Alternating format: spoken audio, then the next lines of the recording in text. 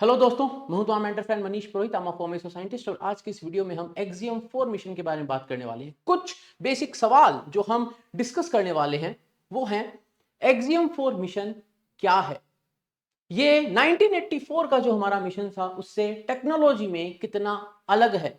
हम अभी स्पेसएक्स के लॉन्च व्हीकल से जा रहे हैं, तब हम सोयूज से गए थे, तब हम रशियंस की मदद से गए थे, अब हम अमेरिकन की मदद से जा रहे हैं। क्या क्या अलग है हम वो देखेंगे। ये भारत के लिए इतना इंपॉर्टेंट क्यों है, हम भारतीय अंतरिक्ष स्टेशन की बात करेंगे। हम देखेंगे कि ये जो इनिशियल कदम हम ले रहे हैं इससे हमारे एक नए एरा की शुरुआत कैसे हो रही है, जहां पर हमारा गगनयान और भारतीय अंतरिक्ष स्टेशन एक बड़ा सपना है। और शुभांशु शुक्ला जी का क्या रोल होने वाला है इस मिशन में, ये पायलट है इस मिशन के। ये सारी चीजें हम देखेंगे। तो सबसे पहले हम बात करें एक्सियम 4 मिशन की।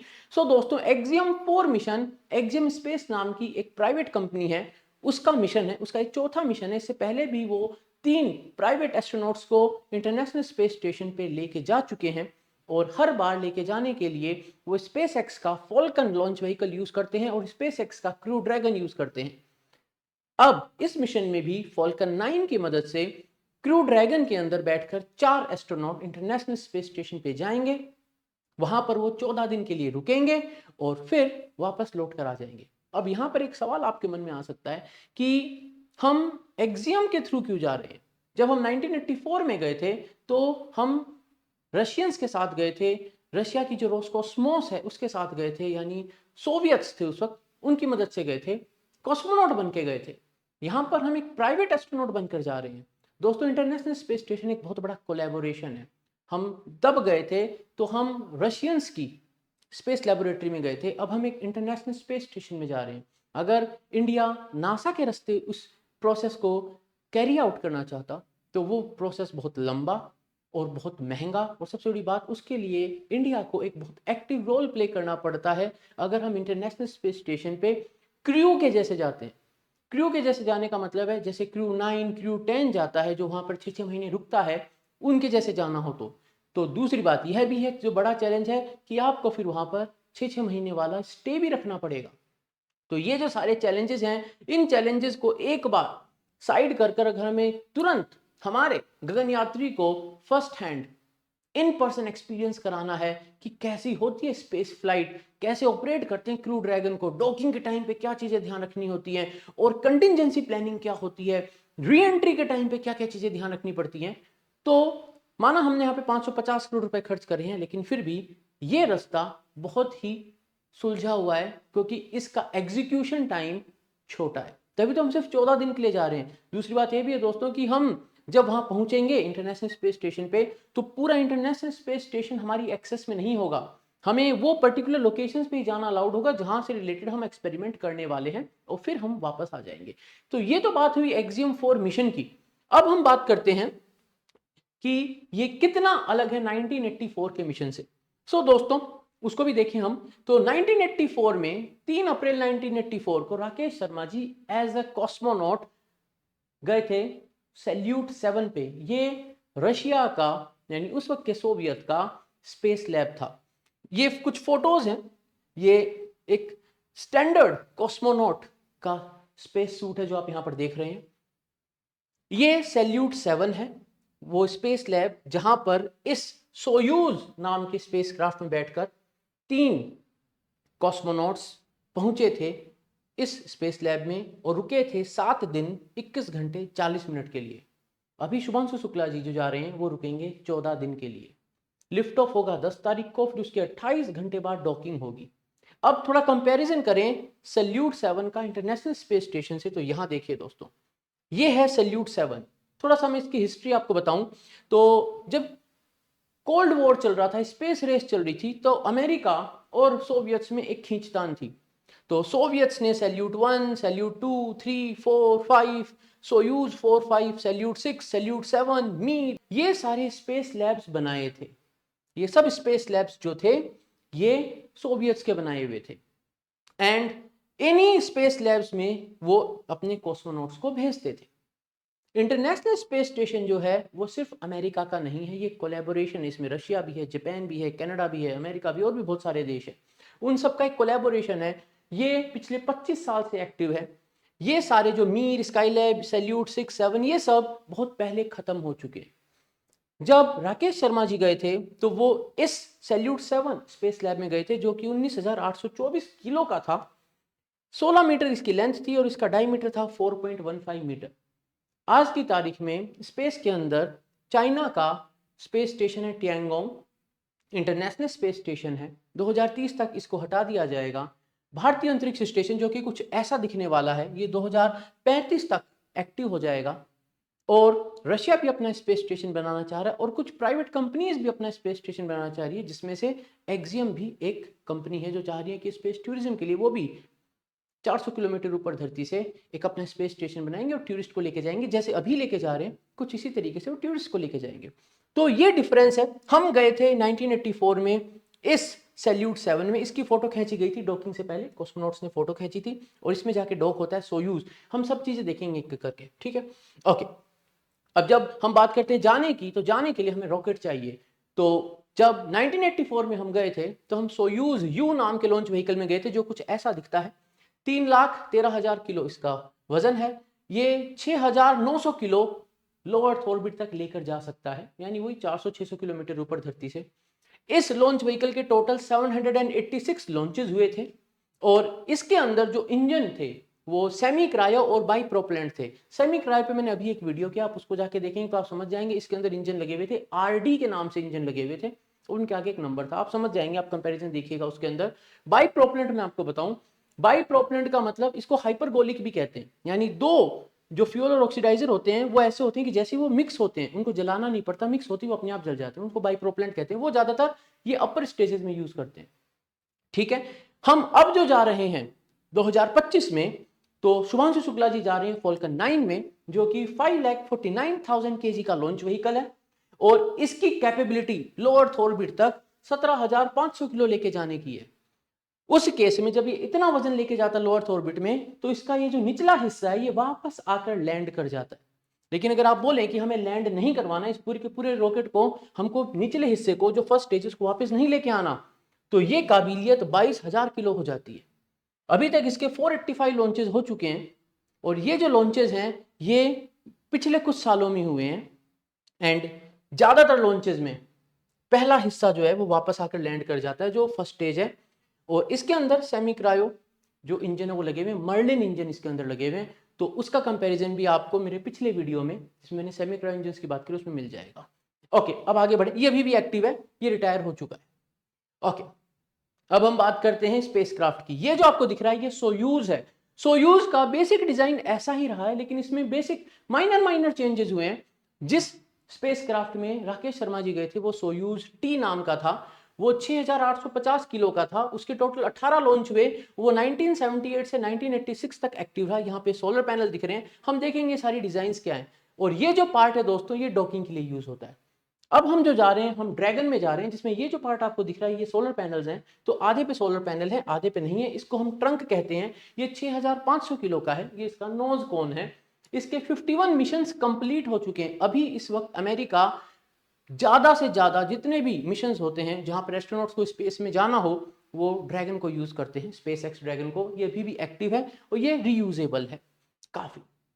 ओके, अब हम बात करें तो इनकी और बेसिक डिजाइन की बात करें तो हम ये जो स्ट्रक्चर देख रहे थे, इसको अगर हम तोड़ें तो 3 पार्ट होते हैं, 1 2 3। तो जो नीचे नीचे वाला पार्ट है उसको सर्विस मॉड्यूल है, जो कि 2,600 किलो का होता है।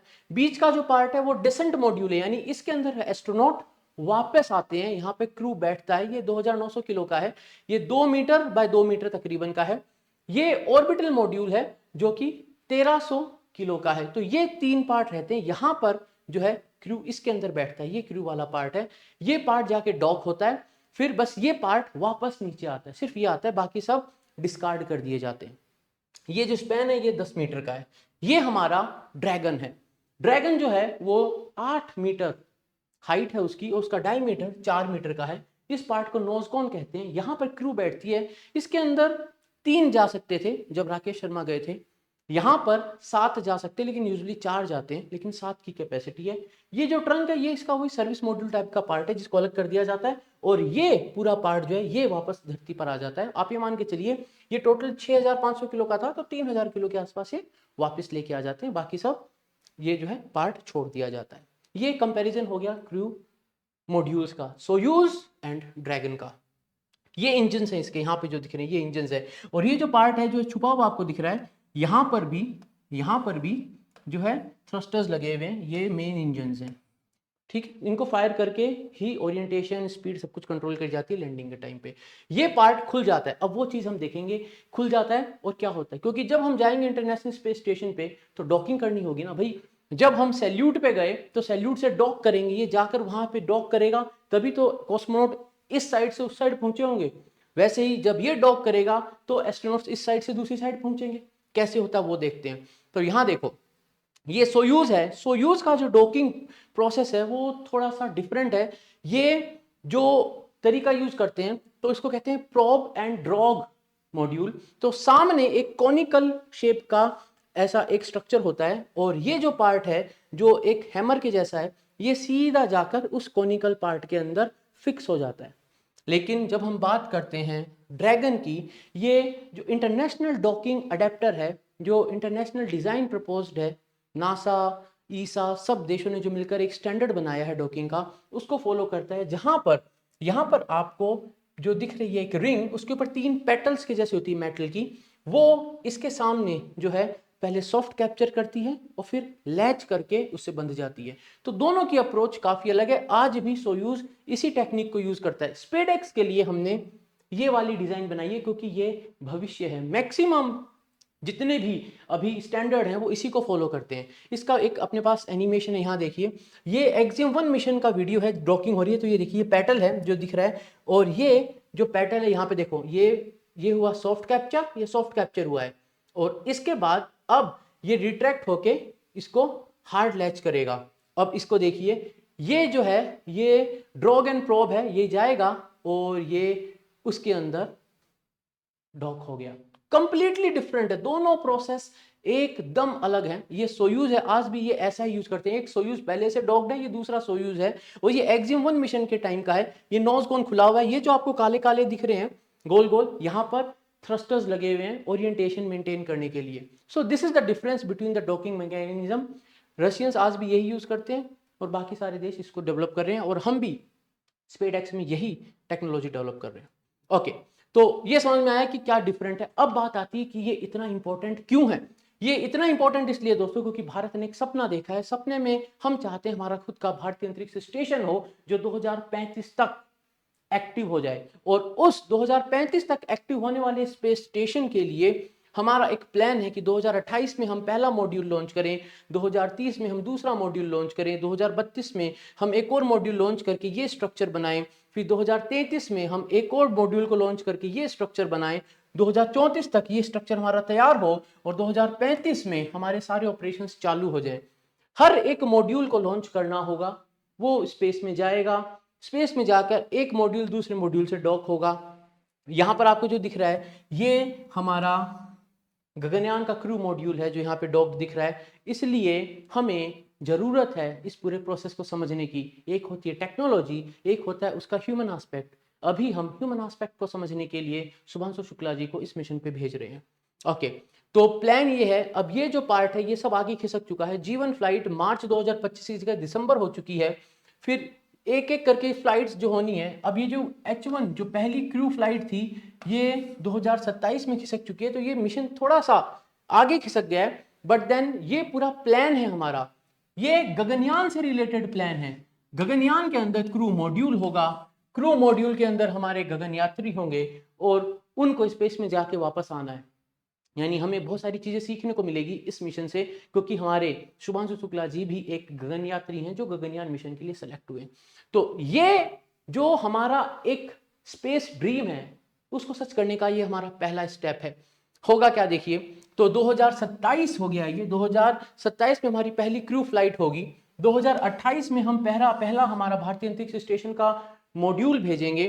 2035 तक हमारे 5 मॉड्यूल ऊपर ऑपरेशनल भारतीय अंतरिक्ष स्टेशन बना देंगे, जहां पर ये जो आपको दिख रहे हैं ये हमारे गगनयान मॉड्यूल्स हैं, जहां पे क्रू जाएगा, कार्गो जाएगा। और फिर इस सारी टेक्नोलॉजी की जो अंडरस्टैंडिंग हमारे को आएगी, जो हमारे को एक्सपीरियंस मिलेगा, उससे हम जाएंगे वापस चांद के ऊपर। लेकिन इस बार सिर्फ चंद्रयान नहीं जाएगा, हम 2040 तक इंसान को, भारतीय को चांद पर लैंड कराने का सोच रहे हैं। और इस सब की शुरुआत यहां से होती है, जिसके अंदर क्रू को जाना होता है क्रू मॉड्यूल में, और उसके लिए एक तरीके से हम एक लाइव ट्रेनिंग करवा रहे हैं हमारे शुभांशु शुक्ला जी की।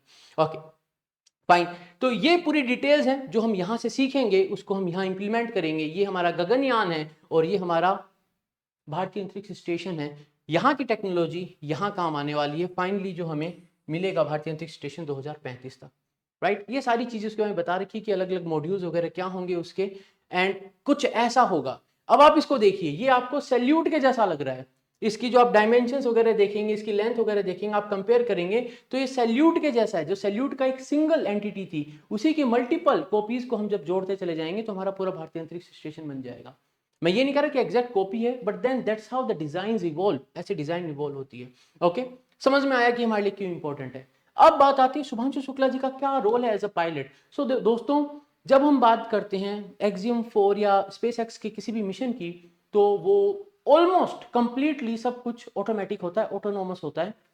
कंप्यूटर्स, सेंसर्स, एक्चुएटर्स सब अपना काम करते हैं, लेकिन अगर कुछ गड़बड़ हो जाए तो मैन्युअली उसको ऑपरेट करना पड़ता है। जैसे कि सुनीता विलियम्स जब गई थी बोइंग स्टार लाइनर में और वहां पर गड़बड़ हुई थी, तो उनको मैन्युअली जो है डॉकिंग करवानी पड़ी थी, तो वो ट्रेनिंग दी जाती है। बट अगर सब कुछ परफेक्ट जा रही है तो शुभांशु शुक्ला जी को एज अ पायलट सब कुछ बस मॉनिटर करना होगा, खुद से कुछ भी करने की जरूरत नहीं पड़ेगी और डॉकिंग हो जाएगी। बट अगर चीजें बिगड़ती हैं तो शुभांशु शुक्ला जी को बहुत अच्छे से ट्रेन किया गया है कि किस तरीके से ड्रैगन मॉड्यूल को हम डॉक करवाएंगे, और जब वापस ही आ रहे होंगे तो भी इनको ट्रेनिंग दी गई है कि अगर सब कुछ परफेक्ट चलता है तो कंप्यूटर खुद सब कर देगा, लेकिन अगर कोई चीज गड़बड़ होती है तो किस तरीके से मैनुअल इन्वॉल्वमेंट करा जाएगा मिशन को बचाने के लिए। सो दोस्तों, ये था एक छोटा सा video about axiom 4 and why it is important for India. अगर पसंद आए तो लाइक शेयर सब्सक्राइब जरूर से कर लेना, बेल आइकन जरूर से दबा देना, कमेंट सेक्शन में जरूर से बताना कैसा लगा, और 10 तारीख को लाइव स्ट्रीम का लिंक भी मैंने डिस्क्रिप्शन में डाल दिया है, चेक कर लेना। जल्दी मिलेंगे दोस्तों, तब तक के लिए जय हिंद।